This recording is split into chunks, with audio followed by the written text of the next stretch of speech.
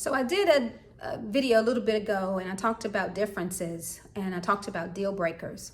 And I want to come back and answer or add some more to that conversation because I think for our singles who are still waiting for that spouse or waiting for that person to arrive in their life, deal breakers are important.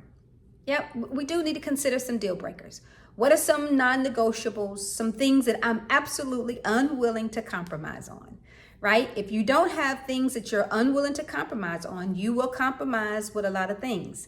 And I've learned a long time ago that what you compromise to get, you'll ultimately lose. And so you do need to have some deal breakers. You do need to have some things that are uncompromisable to me. I'm not going to bend on these things. I'm not going to give in on these areas. These are non-negotiables for me. And those things have to be based on your values, based on your faith, what you believe, based on your morals, where you stand in life, and what your future is going to hold. And so these deal breakers are based on you, the individual. I had several deal breakers in my life and in my marriage before I got married. There were certain things I was looking for from my spouse to be able to represent or show me that said he's the one.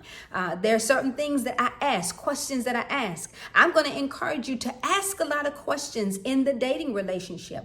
I'm going to encourage you to do a lot of talking. Way too often we do more touching than we do talking, and so we don't get an opportunity to learn anything about the individual because the touching is our talk pattern. Yes, our touching begins to be what we how we communicate with each other, rather than sitting and talking and learning and listening to where this person is, where this individual lies.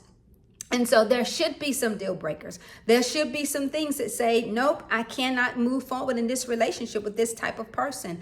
I can't move forward. Number one, for you should be some things that you say. Number one, if he's not a believer, he's not a born again believer, believing in the Lord Jesus Christ, as I believe, then that may have to be a deal breaker. But you have to determine, what are those things that are deal breakers? What are the things that are deal breakers for me that end this moving forward in this relationship? And only you can determine what's a deal breaker.